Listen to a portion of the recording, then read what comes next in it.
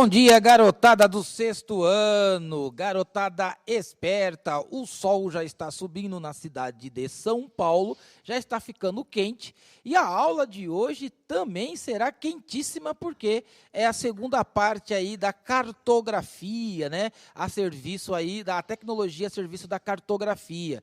E bom dia também aos professores guerreiros e parceiros que já estão aqui no chatinho, estimulando essa garotada junto comigo a continuar estudando. Os profs já estão aqui desejando um bom dia de trabalho a todos.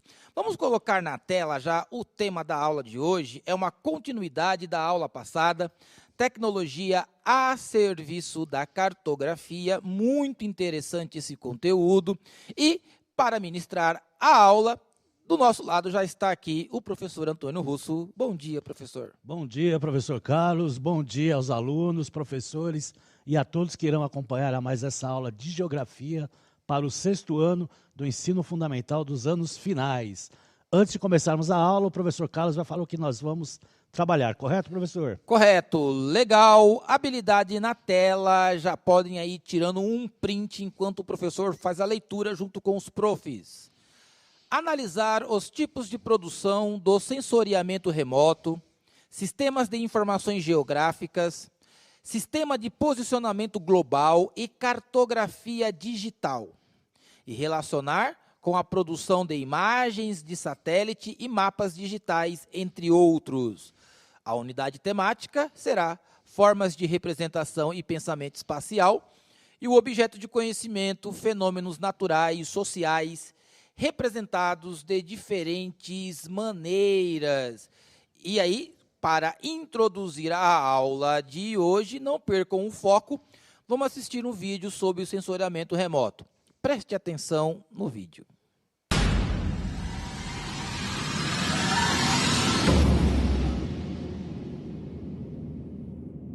Olá, meu nome é Luiz Guarino e agora vamos entender um pouco mais sobre sensoriamento remoto.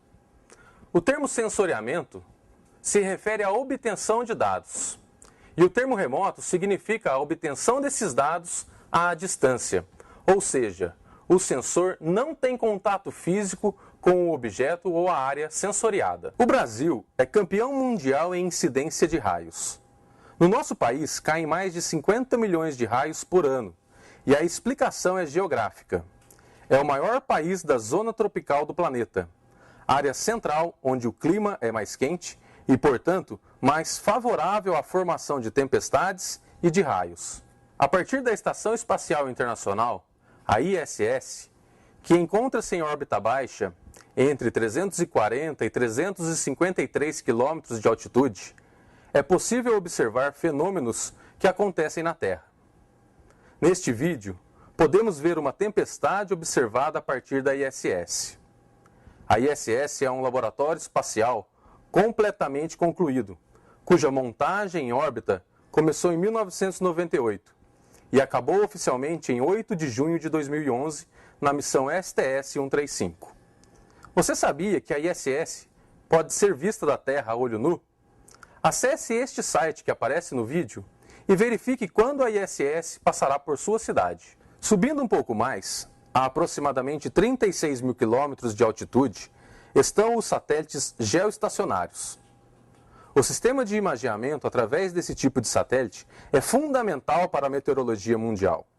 Atualmente, 2 satélites GOES, leste e oeste, e um satélite Meteosat, realizam o imageamento de toda a Terra, sendo que cada um desses satélites é capaz de visualizar cerca de 1/3 da superfície terrestre. A América do Sul é monitorada pelo GOES Leste, responsável pela geração a cada 30 minutos de imagens meteorológicas, disponibilizadas diariamente na internet pelo CPTEC-INPE. Neste vídeo, podemos ver a simulação da órbita de um satélite realizando o imageamento da superfície terrestre. As informações obtidas pelo satélite são processadas e imagens como esta são produzidas. Através de um filtro na frente do sensor do satélite, é possível medir a radiação em comprimentos de onda específicos. Dessa maneira, temos basicamente imagens do canal visível, infravermelho e vapor d'água.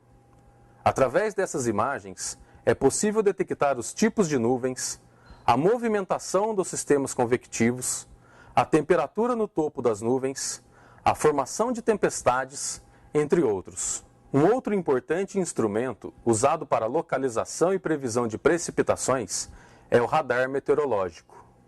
Este tipo de radar é um instrumento capaz de detectar o movimento das gotículas de chuva, além da intensidade da precipitação. O radar meteorológico emite pulsos de radiação eletromagnética, que são refletidos pelas partículas de chuva na atmosfera. A relação entre a intensidade do sinal enviado e recebido, denominada refletividade, é correlacionada à intensidade de chuva que está caindo em uma região. As informações obtidas pelo radar são processadas e imagens como estas são produzidas. O radar é um instrumento de grande importância na estimativa de precipitação. Além disso, é possível também acompanhar o deslocamento dos sistemas e, quando necessário, enviar alertas. Quanto maior a refletividade, maior a probabilidade de precipitação. As cores na imagem representam a refletividade. A cor amarela representa maior refletividade, a verde menor e a azul menor ainda. É importante informar que as informações dos radares usadas pelo CPTEC são obtidas a partir de convênios de parcerias com o Departamento de Controle do Espaço Aéreo, o DECEA, e o Centro Nacional de Monitoramento e Alertas de Desastres Naturais, o CEMADEM. Diversas são as aplicações de sensoriamento remoto, onde imagens de satélite e de radares meteorológicos são utilizadas. Em meteorologia, são utilizados na previsão do tempo e clima, acompanhamento de mudanças atmosféricas, controle de poluentes, medição do efeito estufa, monitoramento de áreas florestais para detecção de queimadas e outras formas de desmatamento. Na defesa civil, são usadas para previsão de catástrofes naturais que permitem a tomada de medidas preventivas. Também são usadas no planejamento e acompanhamento de culturas agrícolas, no planejamento e monitoramento do crescimento urbano, e também em usos militares, tais como espionagem, acompanhamento de movimentação de inimigos e planejamento estratégico do posicionamento de tropas.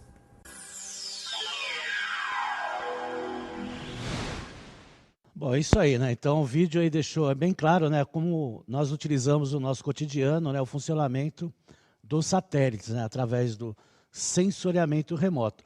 Então é importante retratar isso. Todos os países, no geral, eles acabam utilizando de alguma maneira as informações de satélites. Mesmo não tendo satélite, o país ele pode comprar essas informações dos países que detêm, né, esse processo aí. O Brasil tem satélites, né, mas mesmo com o número baixo, né, de satélites que nós temos aqui, ele precisa pegar certas informações que devem ser compradas de países que têm aí o maior número de satélites. Tá? Vamos ver aí o que é os satélites de observação da Terra? Então vamos lá para a próxima tela. Os satélites de observação da Terra são plataformas com a estrutura básica citada lá no vídeo, né, e que tem como instrumento principal um sistema sensor capaz de produzir imagens da superfície da Terra em várias bandas simultâneas. Neste caso, o imageador orbital, que está lá no satélite, funciona basicamente como a câmera digital que analisamos e com as adaptações necessárias para gerar imagens em muitas bandas. Então, basicamente, o satélite ele trabalha, né, com localizador de imagens e através de cores, né, que é chamado aí de bandas, o computador vai transformar essa geração de imagem através de cores para as imagens que nós utilizamos aí no nosso cotidiano, tá certo? São milhares de satélites que estão em órbita, né, e esses satélites passam informações de diversos tipos, né, principalmente nessas questões aí de processos naturais, como meteorologia e até desastres naturais, para tentar, né, não é uma certeza, uma antecipação de algum processo, né, de tornado, principalmente que acontece no hemisfério norte, ou de chuvas mais fortes, que pode ocasionar aí desastres no nosso espaço, tá certo? Tem aqui a imagem do primeiro satélite lançado, né, no espaço, o Sputnik 1. Né, essa imagem aí, na realidade, é uma foto de uma réplica do Sputnik, que está colocado lá no espaço, no Museu, né, Nacional do Ar e do Espaço, lá em Washington, nos Estados Unidos. É interessante que o satélite é soviético e está lá, né, de demonstração nos Estados Unidos. Ele foi lançado em outubro de 1957, e aí ele orbitou na Terra durante 3 semanas, até as baterias, né, morrerem, né, e depois de 2 semanas, mais ou menos, ele entrou aí no espaço da Terra, né, na atmosfera, e se desintegrou por completo, como acontece, né, com boa parte, né, desses materiais que ficam vagando aí no espaço da Terra. Certo, professor? Professor Antônio, eu fiquei pensando aqui nas imagens, né, de satélite, as imagens de previsão do tempo, e são imagens que você, galerinha, todos os dias você pode ver nos jornais. Manhã, tarde, noite, né? Muitas imagens que passaram no vídeo, vocês enxergam na televisão, junto com o papai e com a mamãe, quando eles vão ver a previsão do tempo, para sair no outro dia bem cedinho para ir trabalhar. E, muitas vezes, a gente vê uma previsão ali que pode ser que vai ter sol, aí amanhece frio, professor Antônio. Aí a gente diz assim, mas eles erraram a previsão do tempo. Aí não houve erro, né, professor Antônio? Porque os satélites estão captando toda a movimentação da Terra, todas as frentes frias, né, os tornados que acontecem ali no mar, que influenciam também com o clima. E a natureza pode mudar, né, professor? Nós temos aí uma previsão, uma visão do satélite, mas a natureza pode mudar. E aí nós temos aí a percepção de que houve um erro. Mas, na verdade, não foi, né? Na verdade, depende muito da massa de ar, né? Então, se uma massa de ar quente prevalece em cima de uma fria, vai desviar, né? Então, quando há por isso que fala previsão do tempo, né, professor? Não é certeza do tempo. Então, mesmo com toda a tecnologia que se tem aí, bem avançada, né? Se a gente comparar, né, a previsão meteorológica de 10 anos atrás, né, ela errava muito mais do que hoje. Mas a gente depende também de fatores naturais aí para, né, se concretizar isso. Então, muitas vezes vai falar que vai chover em São Paulo e não chove porque essa massa carregada ela acabou sendo desviada para outro local. Tá? Vamos lá para a próxima tela, que a gente vai ver uma foto, né, por sinal, a primeira foto que foi lançada aí para a televisão. Isso aí em 1º de abril de 1960, apesar de ser uma data do dia da mentira, não é mentira, é uma verdade. Ela veio do satélite Tirus-1, né, que é um satélite dos Estados Unidos, é também um satélite meteorológico, né, então essas primeiras fotografias aí forneciam o quê?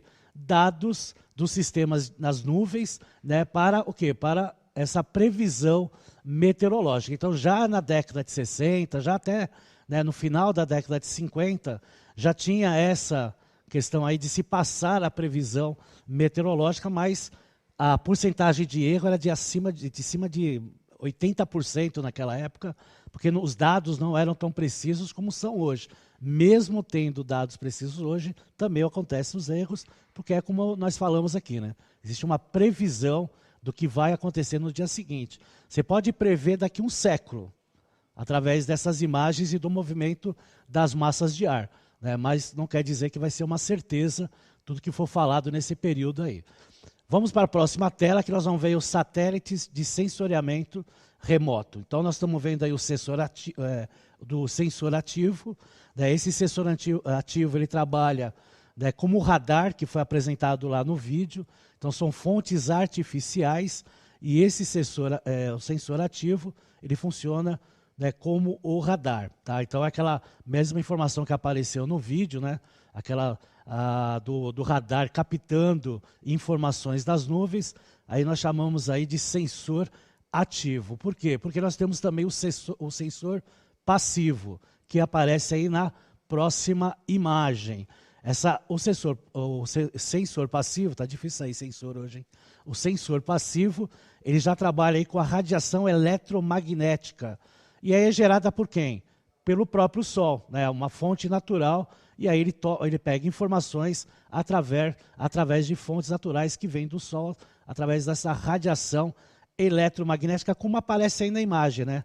os raios solares aí através das setas, refletindo aí nas imagens, né, e transpondo aí para o satélite, que aí depois passa as informações para o computador, tá certo? Então, essas formas aí de se apresentar, né, a questão aí do sensoriamento remoto, ele é bem claro, né? Ele passa, o satélite passa a informação para um captador de imagens e esse captador de imagens passa para o computador. E aí ele vai mostrar através de fotos, de imagens, o que nós vimos aqui no nosso cotidiano, né? Que até na aula anterior a gente viu algumas imagens aí de satélite, tá certo?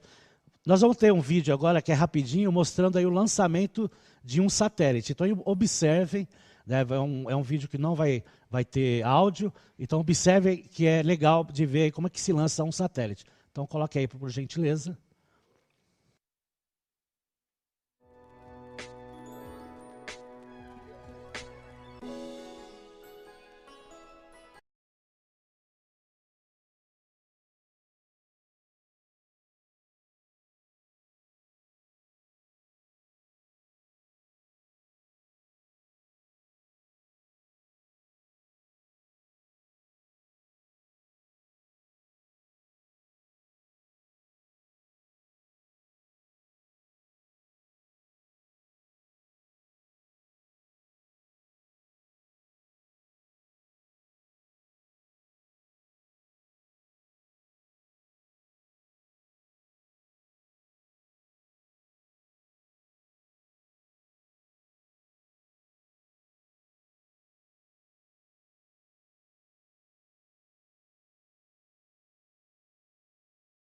Interessante, né? Então é um foguete normal que lança, né, o satélite, né? Então o foguete propulsor ele descapta da cápsula, a cápsula abre automaticamente e na realidade o satélite ele também, né, abre todas as suas comportas lá de câmeras, né, a antena que atrai, né, a fonte de energia, que é a fonte solar para carregar as baterias, é tudo automático. Caso haja algum problema, pode ser feito manualmente, mas a tendência é que seja tudo, aqueles movimentos que nós vimos lá nas imagens, sejam todas de forma automática, tá certo?